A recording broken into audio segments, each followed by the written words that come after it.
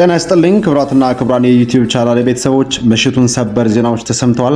በርከት ያሉ ሰበር መረጃዎች ዩቲዩብ ላይ ሲጫኑ ቀድሞ ለእናንተ የማስታወቂያ መልእክት ወይንም ኖቲፊኬሽን እንዲደርሷችሁና የሀገርኛ እንዲሁም ዓለም አቀፍ ሰበር መረጃዎችን በየሰዓታቱ ልዩነት እንድትከታተሉ የዩቲዩብ ቻናሌን ሰብስክራይብ በማድረግ የደወል ምልክቷን መጫን አትዘንጉ። ወደ ሰበር መረጃዎቹ ስናቀና በዛሬው ዕለት ኢራን ሚሳኤሎቿና ሰው አልባ በራሪ አውሮፕላኖቿን ወይንም ድሮኖችን በተባበሩት አረብ ኤምሬትስ ላይ ተኩሳለች። የተባበሩት አረብ ኤምሬትስ ምሽቱን ያወጣችውን መግለጫ በዝርዝር የማስደምጣችሁ ነው የሚሆነው።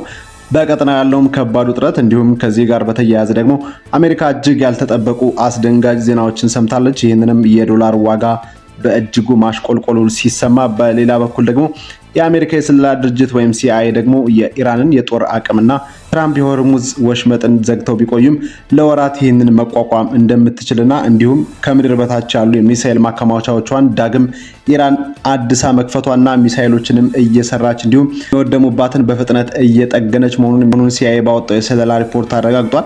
ይህንንም በአሜሪካ ውስጥ ከፍተኛ የሆነ መነጋገሪያ ሆኗል። ዝርዝሩን ማስደምጣችሁ ነው የሚሆነው። በሌላ በኩል ደግሞ ክቡራን አድማጮች በትግራይ ክልል መቀሌ ከተማ ያለውን ሁኔታ በተመለከተ በዝርዝር ማስደምጣችሁ ሰበር መረጃ አለ። ያውም እንግዲህ ህዝባዊ ወያኔ ሓርነት ትግራይ ሊቀመንበር የሆኑት ዶክተር ደብረጽዮን ገብረሚካኤል ራሳቸውን የትግራይ ክልል ፕሬዝዳንት ብለው መሾማቸው ይታወቃል። ባለፈው ማክሰኞ ማለት ነው። ይህንን ተከትሎ እንግዲህ በትግራይ ክልል አሁን ጊዜ አስተዳደሩን በፕሬዝዳንትነት እየመሩ ያሉት ሌተናል ጀነራል ታደሰ ወረደ እያሉ ሌላ ፕሬዝዳንት መሾሙ አነጋጋሪ ሆኖ ነው የሰነበተው። ይህንን ተከትሎ ታዲያ ሌተናል ጀነራል ታደሰ ወረደ በዛሬው ዕለት ለሚመጣው መዘዝ ሁሉ ተጠያቂ እነሱ ናቸው ሲሉ መግለጫ አውጥተዋል። ሌተናል ጀነራል ታደሰ ወረደ በጉዳዩ ዙሪያ ምን አሉ? በዝርዝር የምታደምጡት ሰበር መረጃ ይኖራል። እስከ ፍጻሜ ቆዩ። ዝርዝሩን አድምጡ ግብዣዬ ነው። ወደ መረጃዎቹ አለፍኩ። አብረን እንከታተለው።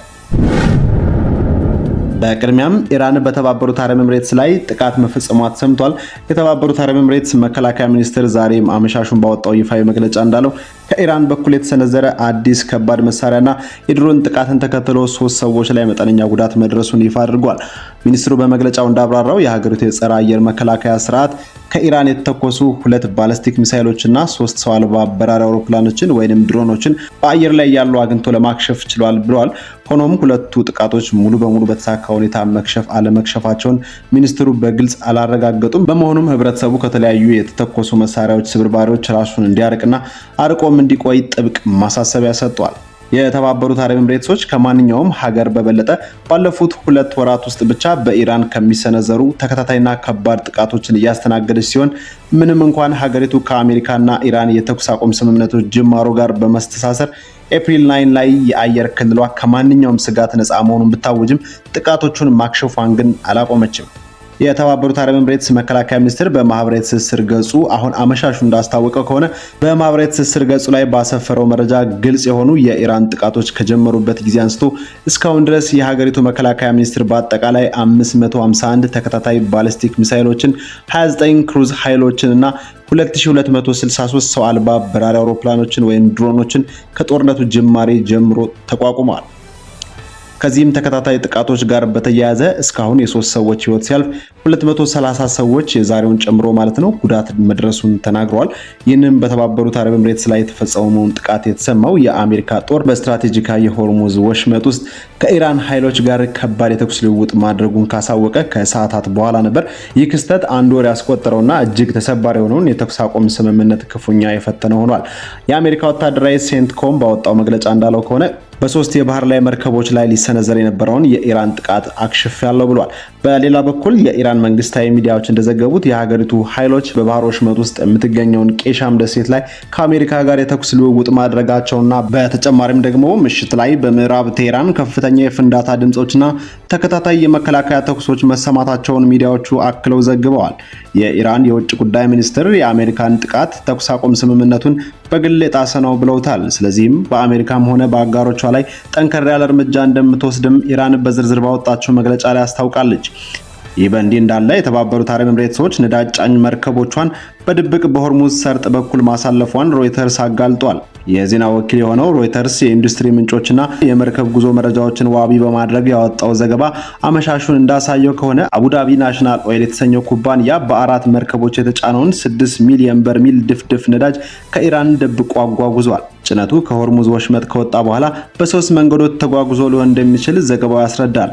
የመጀመሪያው አማራጭ ነዳጁ ከአንድ መርከብ ወደ ሌላ መርከብ በማዛወር በኋላ ላይ ደግሞ ወደ ደቡብ ምስራቅ ነዳጅ ማጣሪያ እንዲሄድ ማድረግ ተችሏል ተብሏል። ሁለተኛው በኦማን ውስጥ እንዲከማቹ ማድረግ ሲሆን ሶስተኛው ደግሞ በቀጥታ ወደ ደቡብ ኮሪያ የነዳጅ ማጣሪያዎች እንዲጓዝ ማድረግ ነው። መርከቦቹ በኢራን ኃይሎች የመታየት እድላቸው ለመቀነስ ሲሉ ጉዞ የሚያደርጉት የመርከብ መለያ መረጃቸውን የሚያስተላልፉ መሳሪያዎቻቸውን ሙሉ በሙሉ አጥፍተው እንደሆነ ዘገባው ጠቅሷል። ኢራን በአሜሪካ ማዕቀብ የተጣለበትን ነዳጅ ለማጓጓዝ የምትጠቀመው ላለፉት ረጅም ዓመታት ይህንን ዘዴ ነበር። የኢራን ጦርነት ከተጀመረ ወዲህ ኤሚሬቶቹ ነዳጅ አምራች ኩባንያ በአንድ ቀን ውስጥ ወደ ውጭ የሚልከው ምርት በብዛት ከ1 ሚሊዮን በርሜል በላይ ቀንሶበታል። ከዚሁ ጦርነት ጋር ተያይዞ አሜሪካ በዛሬው ዕለት ያልተጠበቁ መረጃዎችን ሰምታለች። በአሜሪካና በኢራን መካከል ውጥረቱ እየተባባሰ ባለበት በዚሁ ሰዓት የአሜሪካ ዶላር ዋጋ መዳከሙ ነው አሜሪካውያን ያስደነገጠው። በአሜሪካና በኢራን መካከል ዳግም ግጭት ማገርሸቱን ተከትሎ የአሜሪካ መገበያያ ገንዘብ የሆነው የአሜሪካ ዶላር አቅሙ መዳከሙን ነው ሮይተርስ የዘገበው። ኢራን በአሜሪካ መርከቦች ላይ አሜሪካ ደግሞ በኢራን መርከቦች ላይ ጥቃት መፈጸማቸውን ተከትሎ ነው ዶላር ላይ መዳከም በዛሬው ዕለት የታየው። ቢሆንም ግን ፕሬዝዳንት ትራምፕ በሁለት ሀገራት መካከል የተደረሰው የተኩስ አቁም ስምምነት አሁንም አለማብቃቱን በመግለጽ ገበያው እንዲነቃቃ ለማድረግ እየሞከሩ ነው ተብሏል። በጦርነቱ ምክንያት አቋሙ የወረደው የአሜሪካ ዶላር ትናንትና በተካሄደው ግጭት ሰበብ ደግሞ ትንሽ ቅናሽ አሳይቷል ተብሏል። እንዲሁም በነዳጅ ዋጋ ላይ መጠነኛ ጭማሪም አሳይቷል። በዚህም ምክንያት ዋነኛው የነዳጅ ግዢ መገበያ የሆነው ዶላር በገበያ ላይ ያለው ዋጋ ከሌሎች ዋና ዋና ገንዘቦች አንጻር ሲታይ በ0.1 በመቶ ቅናሽ አሳይቷል ተብሏል። በተቃራኒው የጃፓኑ የን፣ የአውሮፓ ዩሮና የብሪታንያ ፓውንድ ጭማሪ አሳይተዋል። በዚህም ዩሮ በ0.16 በመቶና በ0.26 በመቶ ጭማሪ በማሳየት ገበያው ላይ ጥንካሬ እንዳሳዩም ተመልክቷል። ይህም እንግዲህ ለአሜሪካ አሳሳቢ ዜና ሆኗል። በሌላ በኩል ደግሞ የአሜሪካ የስለላ ቢሮ CIA ያወጣው አስፈሪ ሪፖርት ነው። ይህ ውጥረት በከፍተኛ ደረጃ እየተባባሰ ባለበት በዚህ ወቅት አሜሪካንም በኢራን ላይ ጣለችውን የባህር ላይ እገዳ ምን ያህል ውጤታማ ነው የሚለው ጉዳይ አነጋጋሪ ሆኖ ሰፊ ትንተና ተሰርቶበታል። ዋሽንግተን ፖስት ከተለያዩ የመረጃ ምንጮች ያገኘሁት ያለውን መረጃ ይፋ ያደረገ ሲሆን በጉዳዩ ዙሪያ ቅርበት ያላቸውን ታዋቂ ግለሰቦችና ባለስልጣናትን መረጃ ያገኘ ሲሆን የአሜሪካ የስለላ ሪፖርቶችን ከCIA ማግኘቱንም አመልክቷል።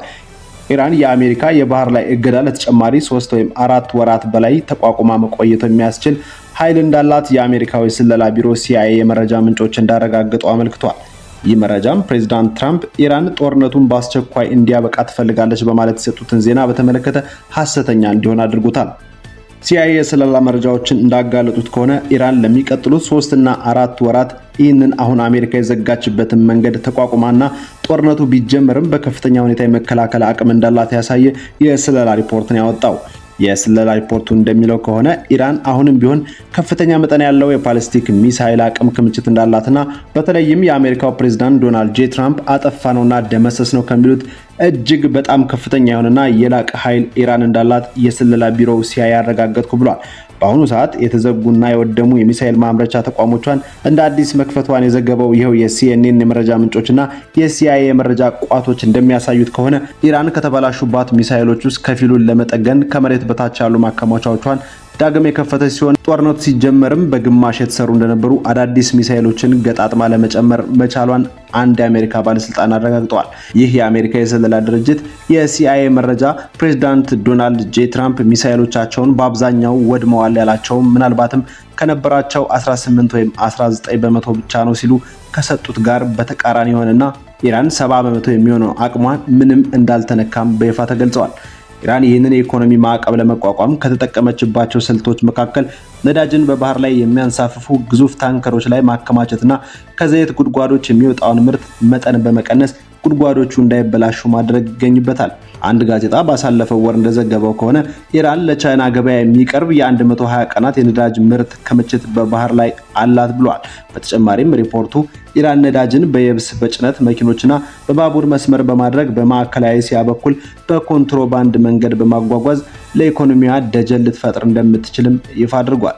ይሁን እንጂ የነጩ ቤተ መንግስት ቃል አቀባይና ለዋሽንግተን ፖስት ለዜና ወኪል እንደተናገሩት ኢራን በአሜሪካ ባህር ላይ እገዳ ምክንያት በቀን ግማሽ ቢሊዮን የአሜሪካን ዶላር እያጣች ትገኛለች።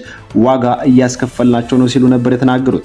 ሌላኛው አንድ የአሜሪካ ባለስልጣን ደግሞ በበኩላቸው የፕሬዝዳንቱ እገዳ በኢራን ኢኮኖሚና ጦር ላይ እውነተኛና ተደራራቢ ጉዳት እያደረሰ መሆኑን ገልጸው ንግድን እንደቆረጡና በተለይም ደግሞ ገቢያቸው እንዳሽመደመዱና የስርዓቱን ኢኮኖሚ ሙሉ በሙሉ እያንገራገጭ ነው ብለው ነበር። ባለስልጣኑ አክለውም ይህንን ጦር ክፉኛ ተዳክሟል፣ የባህር ኃይልም ወድሟል፣ መሪዎቿ ተደብቀው የቀረው ነገር ቢኖር አገዛዙ አስቀድሞ የሸፈተበት ጦርነቱን ለማራዘም ሲል የራሱን ህዝብ ለማስራብ እንዲሁም ሲቪሎቹን ስቃይ ለማሳየት ነው ብሎታል። ነገር ግን የአሜሪካ ባለስልጣናት ኢራን እንደተዳከመች አስመስለው መግለጫዎቹን ከፕሬዝዳንቱ ጀምሮ ቢሰጡም የአሜሪካ የራሷ የስለላ ድርጅቶች ሪፖርት ግን እንደሚገልጹት ከሆነ ኢራን አሁንም እንደታጠቀችና 70% ኃይሏ ሳይነካ እንዳለ ነው። ወደ ባህር ላይ ህግጋትና የንግድ እንቅስቃሴ ስንመለስ ሁኔታው ይበልጡኑ ውስብስብ እየሆነ መምጣቱን መገናኛ ብዙሃን ይዘግባሉ። ወደ ሀገር ውስጥ ዜና ስናቀና የትግራይ ክልል ዋና መዲና በሆነችው መቀሌ ራሳቸውን ፕሬዝዳንት አድርገው የሾሙት የህወሓቱ ሊቀመንበር ዶክተር ደብረጽዮን ገብረ ሚካኤል እና የጊዜያዊ አስተዳደሩ ባለስልጣን ሌተናል ጀነራል ታደሰ ወረደ በከፍተኛ ሁኔታ ተፋጠዋል። ሌተናል ጀነራል ታደሰ ወረደ የትግራይ ክልል ጊዜያዊ አስተዳደር ስልጣን በጉልበት እየተያዘ ነው ሲሉ በዛሬው ዕለት መግለጫ ሰጥተዋል። ባሳለፍነው ማክሰኞ ዕለት ህዝባዊ ወያኔ ሓርነት ትግራይ ህወሓትን የሚመሩት ዶክተር ደብረጽዮን ገብረ ሚካኤል ከተወሰኑ ሰዎች ጋር ተሰብስበው የትግራይ ክልል ፕሬዝዳንት ሆኛለሁ በማለት ይፋ ማድረጋቸው ይታወቃል። ትግራይ ክልል ከ6 ዓመት በፊት በተናጠል በተደረገ ምርጫ የተቋቋመው ምክር ቤት በዚህ ሳምንት ሾሞኛል ያሉት ዶክተር ደብረጽዮን ገብረ ሚካኤል በፕሪቶሪያ ከፌዴራል መንግስቱ ጋር ተደርጎ በነበረው ድርድር ላይ ይህ ምክር ቤት እንደፈረሰ ተስማምቶ እንደነበር ይታወሳል። ምክር ቤቱ ወደ ስራ እንዲመለስ ያደረገው ህዝባዊ ወያኔ ሓርነት ትግራይ ህወሓት በዛሬው ዕለት ባወጣው መግለጫ የትግራይ መንግስት ካቢኔ የመጀመሪያ ስብሰባውን አካሂዷል ሲል አውጇል። ባሳለፍነው ማክሰኞ ዕለት ስብሰባው ዶክተር ደብረጽዮን ገብረ ሚካኤልን ስራ አስፈጻሚ ምክር ቤት ላይ አስፈላጊው ማስተካከያ በማድረግ ስራቸውን እንዲያከናውኑ ውሳኔ አስተላልፌያለሁ ብሏል። በጸደቀ የውሳኔ ሐሳብ መሰረትም ተሹመዋል የተባሉት ዶክተር ደብረጽዮን ገብረ ሚካኤል ይህንን የሚያደርጉት ስራ አስፈጻሚ ምክር ቤት ላይ አስፈላጊውን ማስተካከያ በማድረግ ስራቸውን እየሰሩ እንዲቆዩ እስከ ቀጣዩ የምክር ቤት ጉባኤ ድረስ የተሾሙ መሆኑን ይገልጻል። በህዝባዊ ወያኔ ሓርነት ትግራይ ህወሓት ማህበራዊ ትስስር የፌስቡክ ገጽ ላይ የተጋሩ ምስሎች እንደሚያሳዩት በዚህ ስብሰባ ላይ የጊዜያዊ አስተዳደሩ ምክትል ፕሬዝዳንት የሆኑት አማኑኤል አሰፋን ጨምሮ በሌተናል ጀነራል ታደሰ ወረደ ካቢኔ አባል የሆኑ ባለስልጣናትም ተሳትፈዋል። ዶክተር ደብረጽዮን በምክር ቤቱ በፕሬዝዳንትነት ተሹሜያለሁ ያሉት በፕሪቶሪያው ስምምነት መሰረት የተቋቋመው ጊዜያዊ አስተዳደርን የሚመሩት ሌተናል ጀነራል ታደሰ ወረደ በስልጣን ላይ ባሉበት በአሁኑ ወቅት ነው። የፌዴራል መንግስት የሁለት ዓመቱን ጦርነት ያስቆመውን የግጭት ማቆም የፕሪቶሪያ ስምምነትን አፍርሷል በማለት የሚከሰው ህዝባዊ ወያኔ ሓርነት ትግራይ ህወሓት በዚህ የተነሳ ጊዜያዊ አስተዳደሩን መፍረሱን ይገልጻል። የፌዴራል መንግስት ስለ ክስተቱ እስካሁን ድረስ የህወሓትን ውሳኔም ሆነ የክልሉን ምክር ቤት ወደ ስራ መመለስም ይሁን የህወሓት ራሱን መሾሙን በተመለከተ በይፋ የተሰጠ መግለጫ የለም። በዚህ ወር መጀመሪያ በፌዴራል መንግስት የስልጣን ቆይታቸው በአንድ ዓመት የተራዘመላቸው ፕሬዝዳንት ታደሰ ወረደ በበኩላቸው ዛሬ ባወጡት መግለጫ ካቢኔው መሰብሰቡን ተቃውመዋል። ፕሬዝዳንት ታደሰ ወረደ በጽህፈት ቤታቸው የማህበራዊ ትስስር ፌስቡክ ገጽ ላይ ባሰፈሩት መግለጫቸው ተመርጠናል የሚሉ አንዳንድ አካላት ዛሬ በክልሉ ጊዜያዊ አስተዳደር ካቢኔ ስብሰባ አዳራሽ የካቢኔ ስብሰባ ጀምረዋል ብለዋል።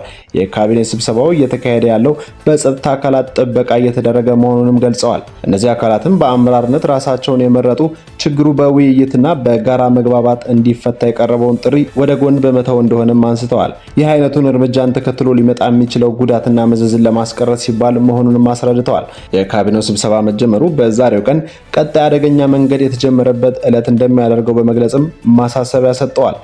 በዚህ ምክንያት ለሚከሰተው መዘዝ ሙሉ በሙሉ ተጠያቂው የጊዜያዊ አስተዳደሩን ስልጣን በጉልበት እገለብጣለሁ ያለው ኃይል መሆኑን መግለጽ እፈልጋለሁ ያሉት ታደሰ ወረደ ሌተናል ጀነራሉ በዚህ እርምጃ ምክንያት የሚመጣው መዘዝ ምን እንደሚሆን መልእክታቸው ላይ ከመጥቀስ ግን ተቆጥበዋል። ስለተከታተላችሁኝ እጅግ አድርጌ አመሰግናለሁ። አንደበት መረጃ በሌሎች መረጃዎች ትመለሳለች። ቻናሉን ሰብስክራይብ በማድረግ የደወል ምልክቷን መጫን አይርሱ። ሰላም ሁኑልን።